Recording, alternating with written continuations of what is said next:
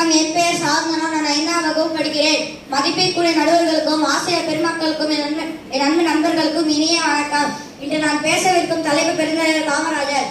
பதவி மனிதனை உயர்த்தாது, மனிதன் தான் பதவியை உயர்த்தினான் என்ற குறிக்கு மிகச்சிறந்த எடுத்துக்காட்டுக வாழ்ந்தவர் பெருந்தலைவர் காமராஜர்.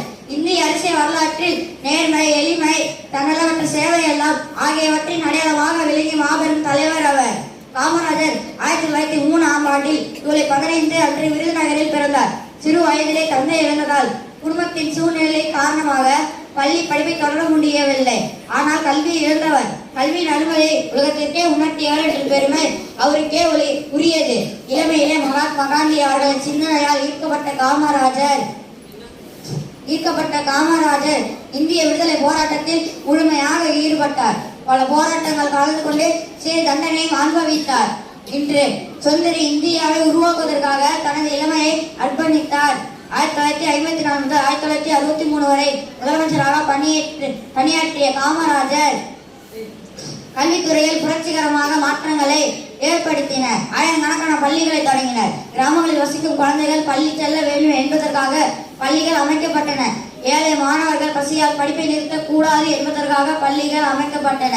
இன்று தமிழ்நாடு கல்வியால் முன்னேறிய மாநிலமாக இருப்பதற்கு அவர் அமைத்த அடித்தள முக்கிய காரணமாகும். கல்வி மட்டுமானால் விவசாயி, தொழில், நீர் பஞ்சம், மின்சாரம், சாலை வசதிகள் போன்ற பல துறைகளில் அவர் சிறப்பான முன்னேற்றத்தை ஏற்படுத்தினார். மக்களின் வாழ்க்கை தரத்தை உயர்த்த வேண்டும் என்பதே அவரது ஆட்சியின் முக்கிய நோக்கமாக இருந்தது.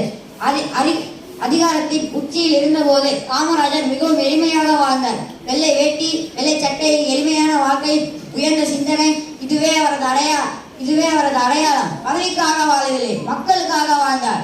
அதனால் மக்கள் அவரை கர்ம வீரர் என்றும் கல்வி கண் திறந்தவர் என்றும் அன்புடன் அழைக்கிறார்கள். காமராஜர் வாழ்க்கை நமக்கு சொல்லும் மிகப்பெரிய பாடம். நேர்மையாக உழைத்தால் வெற்றி நிச்சயம். மக்களுக்காக வாழ்ந்தால் அந்த புகழ் என்றும் நிலைத்து இருக்கும். இன்றைய இளைஞர்களுக்கும் மாணவர்களுக்கும் அவரது எளிமை, ஒழுக்கம், தன்னம்பிக்கை, மனத்தன்மையை பின்பற்ற வேண்டும். என் உரையை முடிப்பதற்கு முன்பு ஒரு வரி. பள்ளி இல்லாத கிராமம் இருக்கக்கூடாது என்று கனவு காண்டவர் தலைவர் காமராஜர். கல்வி அறிவு நிறைந்த தமிழகம் உருவாக வேண்டுமானால் முழுவதும் உழைத்த தலைவர் காமராஜர். அவரது புகழ் என்றும் நிலைத்திருக்கட்டும். நன்றி, வணக்கம்.